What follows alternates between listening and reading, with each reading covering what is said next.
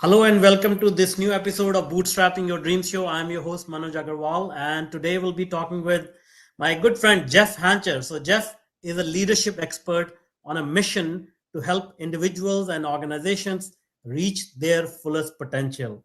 Jeff took an entry level job to support his sick parents and turned it into a 20-year leadership career at a Fortune 500 company. In 2020, he made a bold move. He walked away from corporate success to build a business focused on one thing: equipping leaders to lead with purpose, confidence, and clarity. Through his work, Jeff brings a unique blend of real world experience, relatable stories, and practical strategies that help people rise above the challenges and build teams that thrive. His latest book, Firm Feedback in a Fragile World, is a playbook for turning one of the most uncomfortable parts of leadership, giving feedback, into a tool that actually fuels growth, trust, and performance. Whether you are leading a team or just stepping into leadership, Jeff's message is simple. Leadership is not about titles, it's about taking ownership, showing up with courage, and building a culture that brings out the best in people. Welcome, Jeff. Manoj, what an intro. I don't even know how in the world I'm going to live up to a fantastic intro, but you nailed it, my man. Yeah, You absolutely nailed it, man. This is a subject I am certainly passionate about, that something that I've dedicated my life to. And so thank you for allowing me to be on your platform to talk a little bit more about it. absolutely. No, I mean this is your story, and I'm sure this was just a little glimpse of what you have done, what you have created, the people you have impacted. So let's dive into it. Like let's start with your story, which is a very powerful story to begin with. Let's go back and see, how was it? How did you get started, and how did you get to this level of success? And I know a little bit about your background as well, so but we'd like to hear from you, how this all came to be. Yeah, thanks for asking. I think it is important to understand, why somebody does something, what is their passion, and why. I get asked the question a lot: why did you write the book? What are you trying to do? I'm a product of leadership. Full stop. Like, I'd love to tell you that I'm something great, and I mean, believe me, I've worked very hard, but I'm a product of leadership. There's no good reason that I've had any level of success other than I've had great people that I have surrounded myself with that have been where I wanted to go. You see, Manoj, I grew up in less than ideal circumstances. By definition, I grew up in poverty. I had two parents that never worked a day in my life. I had a mom that battled a disease called lupus, a dad that battled chronic osteoarthritis. They were good people, but they were fighting hard through a lot of adversity, and this left me and my brother with a lot of misdirection, and Mm. this led to a teenage phase of trouble and brushes with the law and a lot of bad decisions. I graduate from high school and I just knew I wanted more, and I knew I needed to get out of here. So I joined the military, Mhm. and it changed who I became. I transitioned the military. I'm going to go to college on the GI Bill, which had never been done in my family history. Like, I'm ready to blaze a trail. And Mhm. right before I was ready to start college, I got a call from my dad that I had gotten so many times, which was, they're sending mom home in hospice. It's not looking Mm. good. Mm. In this same moment, my dad, in the same time frame, my dad is having a leg amputated, Oh my god. and my brother's on in his career. So I put college on the back burner and I go help out. I just want to help my family. And I didn't want to be a burden. So I wanted to just get a seasonal job, a job that would, maybe last 3 to 5 months. The Mhm. problem was I didn't have a lot of skill.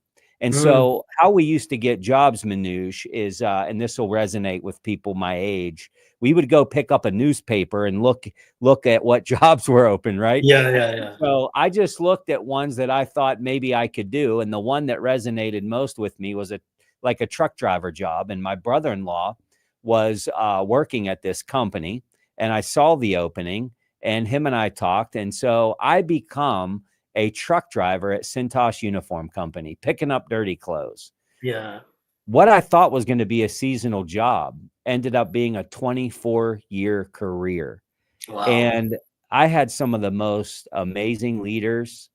I can't say enough about the organization, the culture in the organization, the leaders that I had.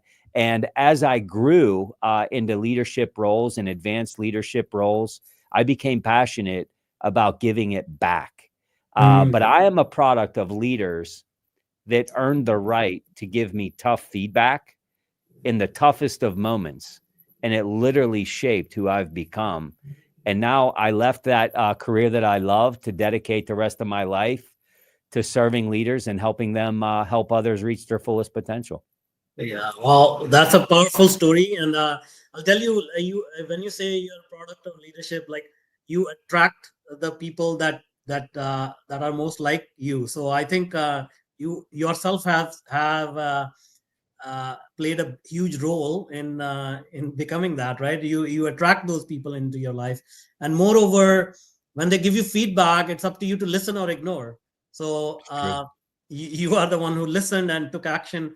So let's talk about that. Like, what are some of the moments where you remember, like, going from a truck driver and you got some feedback?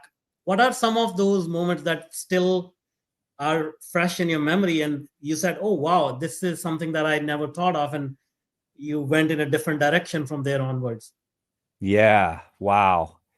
There's one story that I talk about in the book that's worth mentioning. I can't give them all the stories. They won't Yeah, buy the yeah, book. absolutely. Yeah. But there is one that not only does it answer your question, but it was a moment in time literally that changed my life. Mhm. And I've talked to this manager of mine. I hope he sees this video. Sean, he was my sales manager. I was a truck driver. Now let me paint the picture for you, Manoush. I was making, $21,000 to $23,000 a year back in the day. And I mean, that was a lot of money. And by the way, they offered medical benefits and a 401k. These are things I never knew existed, never heard of. Like, I was living pretty large. But Mhm. I saw, like, my brother-in-law worked at the company and he was in sales. And, these salespeople, they dressed in fancy suits and shiny shoes, and they drove these fancy cars. You might have heard of them, Honda Accords. I mean, Yeah. these things were like amazing, right? And I'm Yeah. like, man, that's what I want to do. Like, I want to be one of those guys. And Mhm. so I get my break, into sales. Uh, and man, I wasn't really great at it, but I was working hard, but I had a great leader. And this leader went beyond his job description. This is a guy that I remember once him talking to me about how to tie a proper knot in a Oh, tie. I see, I see. And he was the guy that also introduced me to what a collar stay was and I taught see. me fashion, if you will, white collar fashion. He kind of knew my background, but, I kind of hid it because I was a little bit embarrassed by it. But he knew Mhm. enough to know that I didn't know what the heck I was doing. Mhm. And Mhm. with all the humility he could muster up, he started making these deposits into not only making me a good salesperson, but helping me become a professional. Mm. And he would pull me into the conference room and we would role play together. He would teach me sales scripts and he would teach me the feel felt found on how to overcome objections. He would jump in the car with me and observe me doing sales calls and give feedback. He would let me observe him doing sales calls. He was my biggest cheerleader. Like, this guy was making huge deposits in my life. Well, one day I got up and I was getting ready to go out into the field and, make my sales calls. And I got a call from my dad, one that was unfortunately familiar to me, which was, hey, you probably need to get to the hospital. Mom's not doing well. Mm. So I remember calling my boss and I said, hey, I got to get to the hospital. No problem. Well, today was different. Today was a different day, Manoush, because that day that I went to the hospital when I saw my mom, it looked different than I had ever Mm, seen before.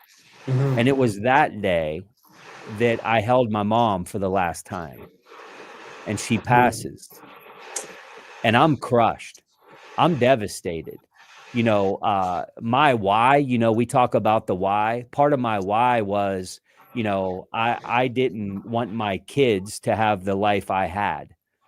I mhm, wanted to give my parents a better life than they could provide for themselves. I mean, I mm, was working hard. I was cold calling. I was working long days, long hours because I wanted to, success was so important to me. And I felt like in that moment, I was getting so close to tasting success. And one of the very things I was fighting so hard for was gone. mm, And I developed a poor attitude.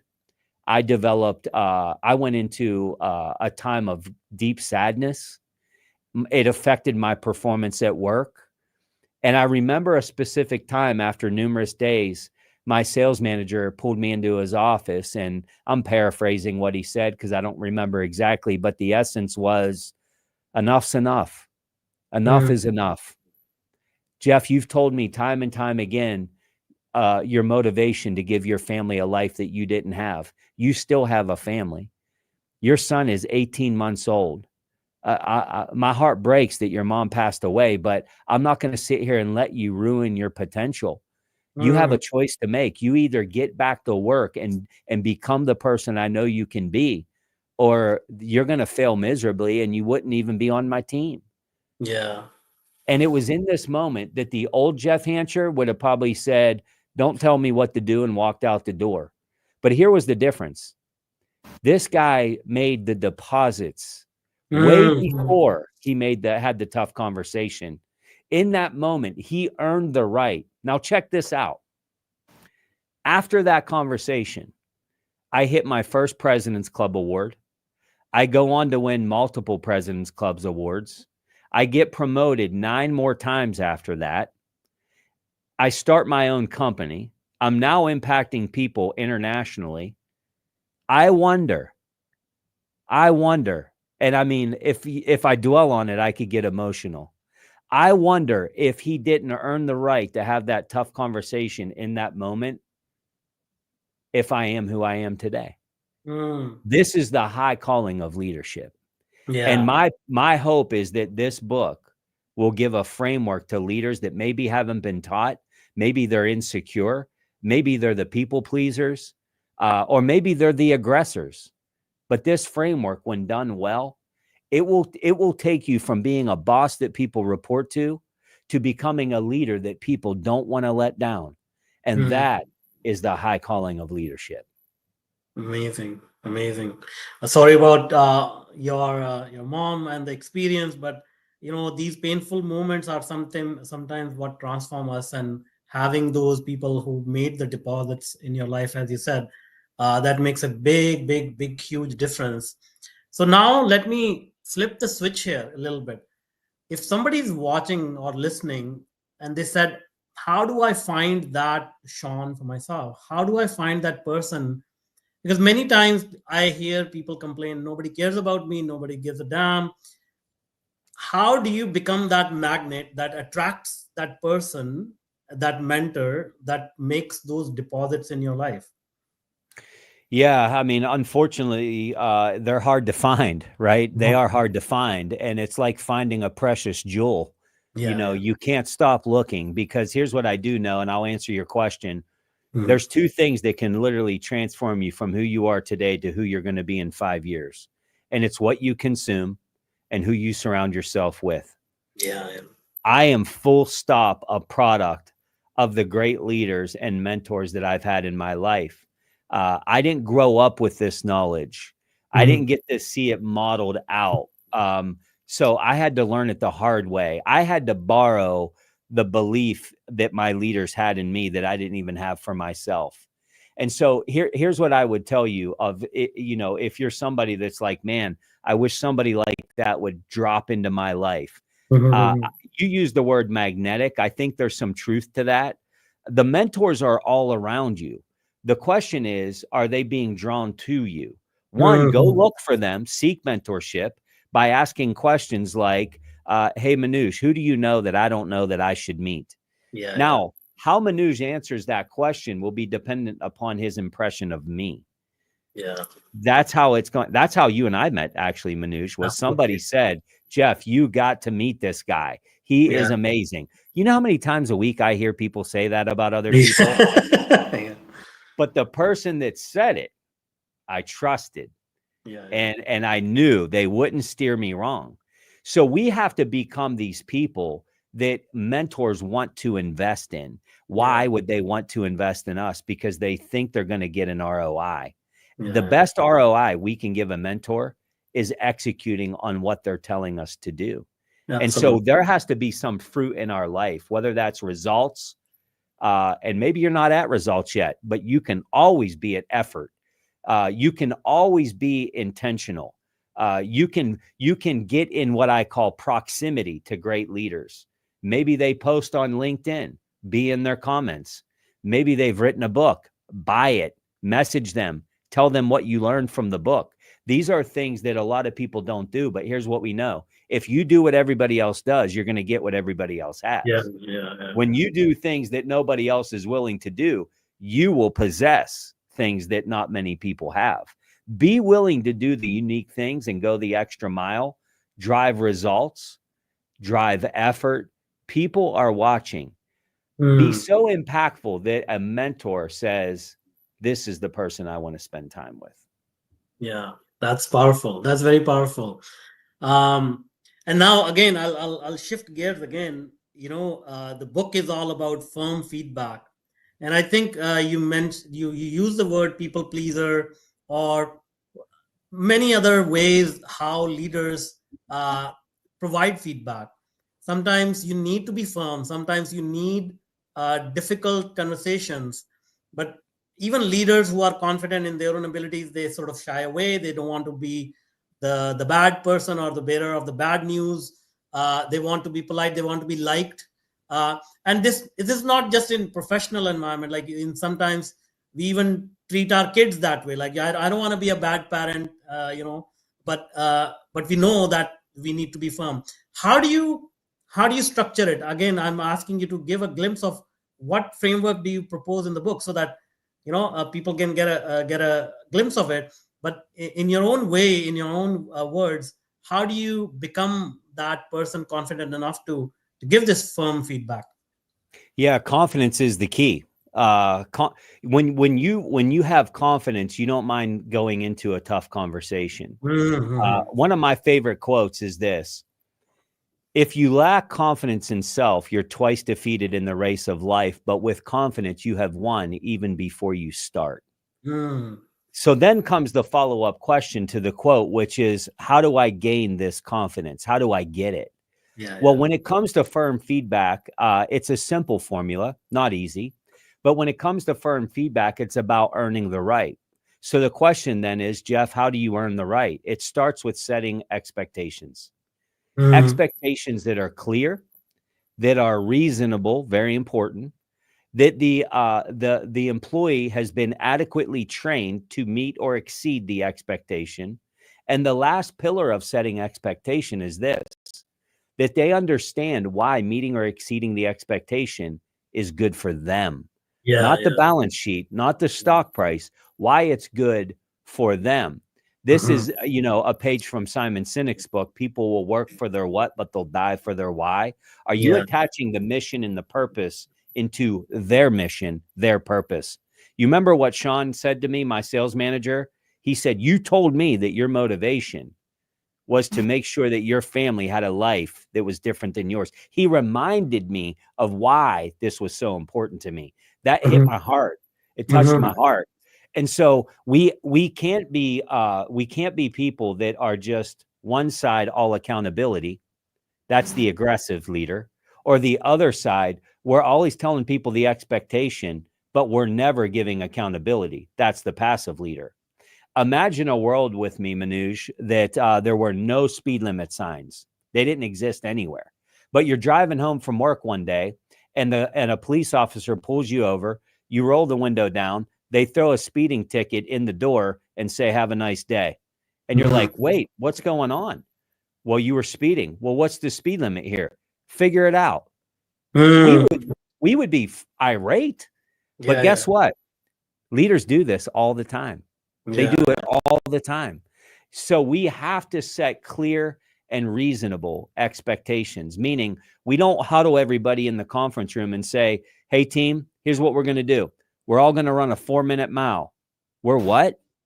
Yeah, I have yeah. I have an artificial hip, 2 artificial knees. I'm not running a 4-minute mile. Who No. decides if an expectation is reasonable? We need to get people involved at the point of creation, but it Mm. starts with expectations. But we can't just stop there. Because imagine if we had a life full of speed limit signs, but nobody ever got a speeding ticket. Would Mm. we take the speed limit sign seriously? Probably Mm. not. Yeah, yeah. Probably not. There has to be a level of accountability. That begins with feedback. Feedback on a consistent, routine basis keeps reminding them of why the speed limit sign exists. Why is the expectation in place? Why is it good for you? And how are you doing as it relates to the expectation? SMART Mm. goals, individual development plans.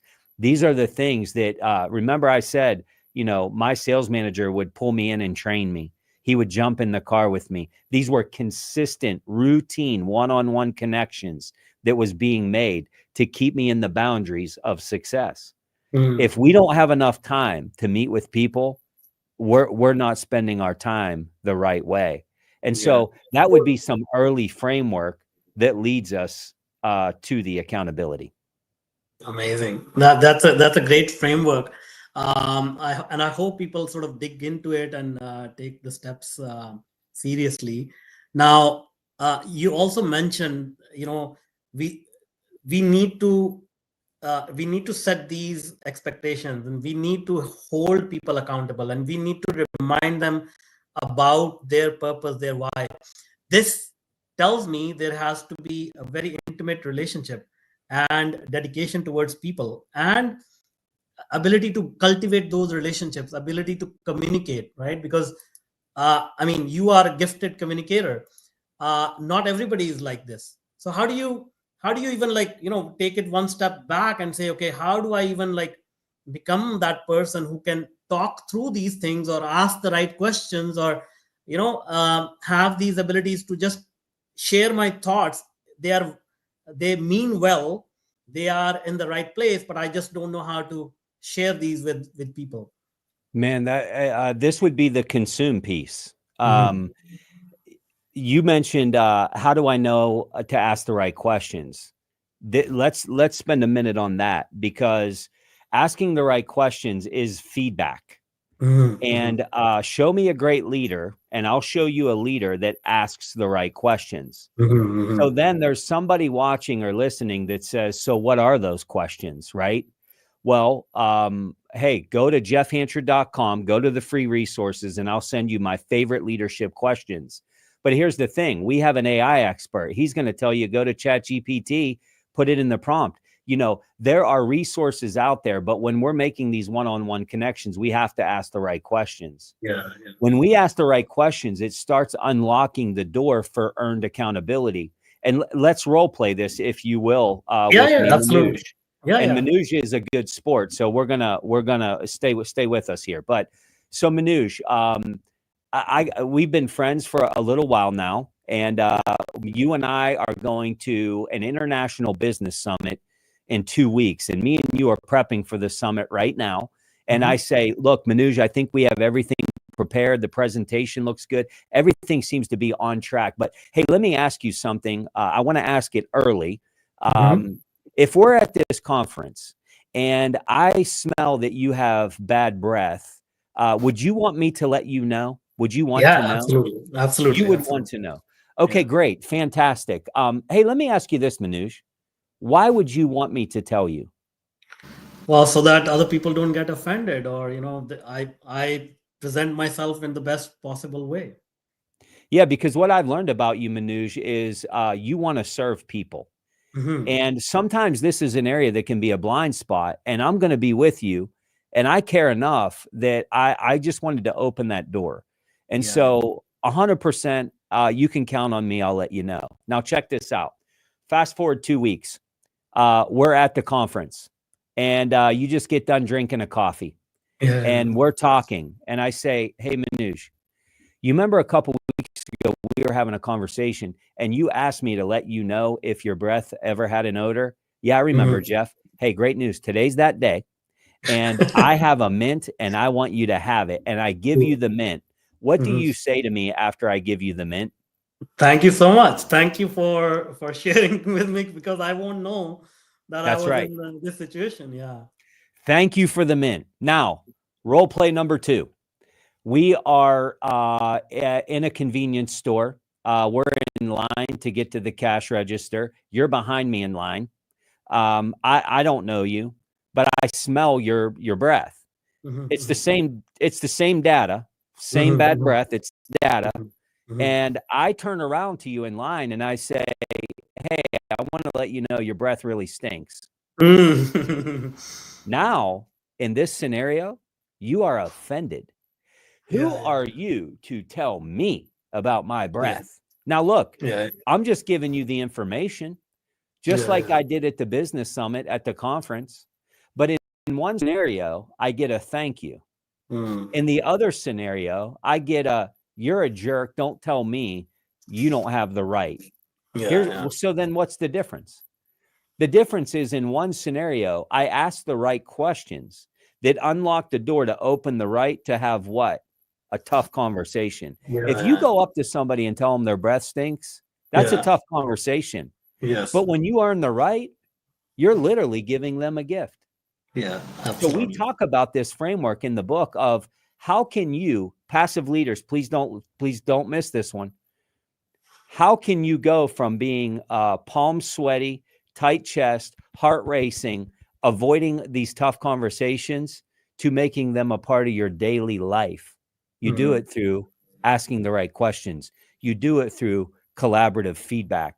You do it through earning the right. And we are all a product of this.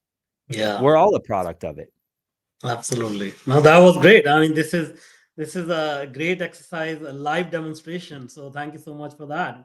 Yeah. Um, and you also, one question I also ask is, as you're going through this journey, as you're developing, we don't develop in a straight line. We make mistakes. We make, we learn lessons. And so, any as you were going from a truck driver into the senior executive position to now starting your business, what are some of the mistakes that you may have made, or the lessons you may have learned along the way that you may want to share? Yeah, well, I'll share one, leadership lesson that I learned, Mhm. and I had to learn it the hard way. And hey, look, we can learn a lot from failing, right? Yeah, yeah, absolutely. I was coming off of one of my best years, results wise. I was having, I think that was the year that I was the regional sales manager of the year, got the award, got the trophy in my trophy case.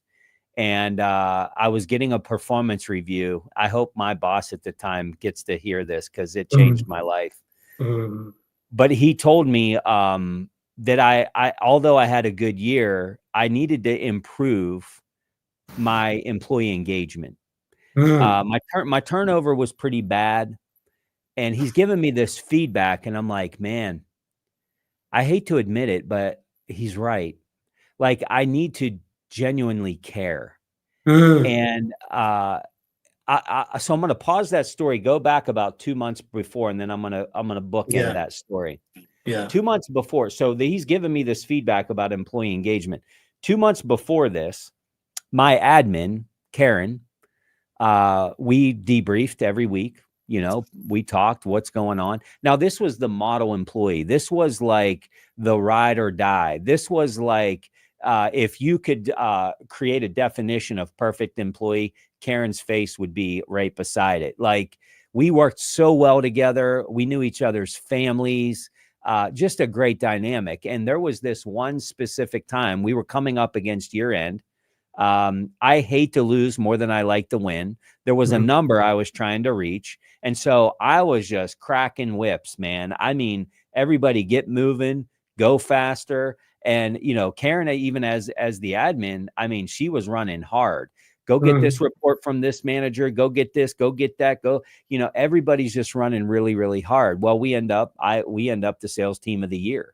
But hey, look, mission accomplished. We won.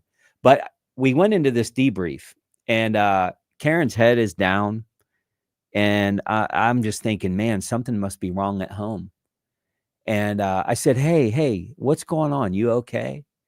And I remember her lifting her head up, just in disarray.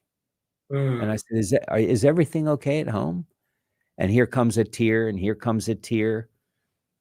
And here come the words that pierced me so hard. She said, I feel like no matter what I do, it's never good. It's never good enough. And I'm like, how could she be saying this? Like, we're so close. We have such a strong relationship. And I said, how could you say that?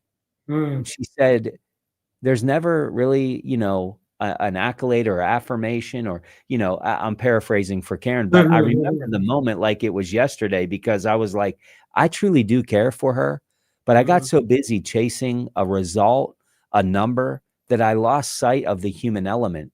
So fast forward to this annual performance review, I guess it would have been my boss's boss at the time. He recognizes this, and he's having a conversation with me about it. He said, hey, great year, but you got to get better at the human element. He pulls 3 50-cent pieces out of his pocket, throws them at me, and he says, I want you to put these on your bedstand. He said, every morning you wake up, I want you to put these in your left pocket. And your workday is not allowed to end until they get in your right pocket. And he said, the only way that they can transition from left pocket to right pocket is you have to find somebody doing something well and affirm it. He said, this is going to be 15 leadership deposits every single week. And I'm like, wow. Now, look, was I a good person? Yes. Do I care about people? Yes. Did I lose sight of it?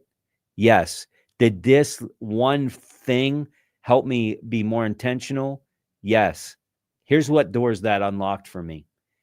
I got to really express to people how much I valued them. I started becoming more of a leader that I had in my sales manager. And my goodness sake, did my leadership impact go to a place that I didn't even think was possible. Winning results, making money, winning the trophy, that's not really the goal. Even if you're winning the trophies, but you're not doing what we're talking about right now, I would ask you this question. How much better could you be? How much better really could you be? Because the goal is not a trophy. The goal is to see other people reach their fullest potential. That's the high calling of leadership. And I missed it in that moment. And it was one of the greatest leadership lessons that I was ever given. So thank you to Karen, and thank you to my boss at the time.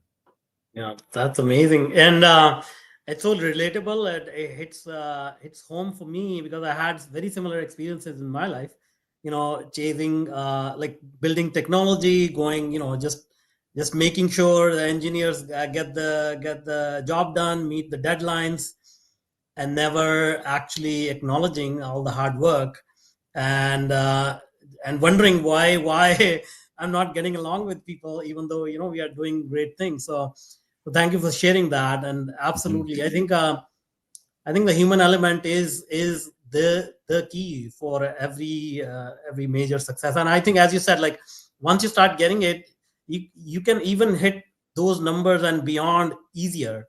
For sure. Yeah. Yeah, the rising tide lifts all ships, right? Yeah, exactly. Now let's move to the future. Like, so now you have this book coming out, you have new business. Like, what does future look like for you? Like, what are you doing next, and what are your big hairy goals? Yeah, we have more vision than we have time and personnel. That there's no doubt about that. I mean, we're launching a book currently. It's my first book, so big learning curve, trying to figure out how to do all of that. But Man, I'm excited to announce that it's the first week of September. It's on the calendar. We have our first team session on the second book. Oh, So we're wow. wasting no time. Oh, my We goodness. we want to put content out to the world. Mhm. We are in the early process of developing online content.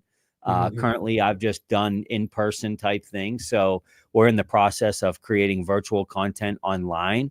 As our brand expands, we want to serve more people. And so Mhm. that's something that we're very, very passionate about. The executive mastermind, who you got to be a part of that. Yeah. We have a big vision for that. We have at least a national, if not an international, vision for that executive mastermind. I see pockets of that bubbling up all over the country and reproducing myself and other people to make this more of a movement. Mhm. Um, Mhm. and lastly, and Manoj, maybe I can't say too much, but you and I have a meeting with our team in July, and Mhm. I'm very excited to start pulling artificial intelligence into our brand and Mhm. how we're going to deliver through, creating an avatar and you help utilizing my proprietary content and IP to serve the masses as I lose control of time and the ability to meet with people. Mhm. It's like me coming right into your living room. Yeah, And yeah. Manoj is going to help me develop some of that. And I'm super excited Absolutely, about that. absolutely. Looking forward to it. Well, so that was an amazing conversation. Thank you so much, Jeff, for being the person you are, sharing your knowledge. Highly recommend everyone gets the book, learn from Jeff, and then of course, as they make progress, they may want to work with you directly or want to join the mastermind.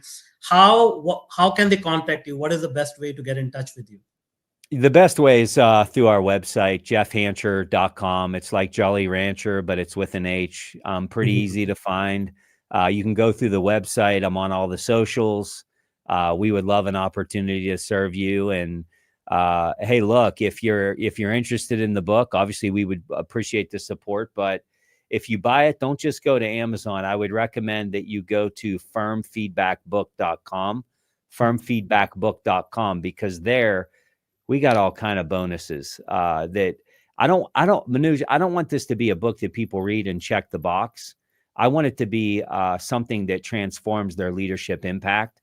And so for the launch season, we're giving you exclusive interviews with me, where I go through the chapters and explain what you just read and how to implement it. We're giving you our leadership playbook, all of our resources that we have, how to set expectations, PowerPoints, questions you should be asking in one-on-one debriefs, and also access to our book launch team. We're doing webinars and live events and all of the stuff.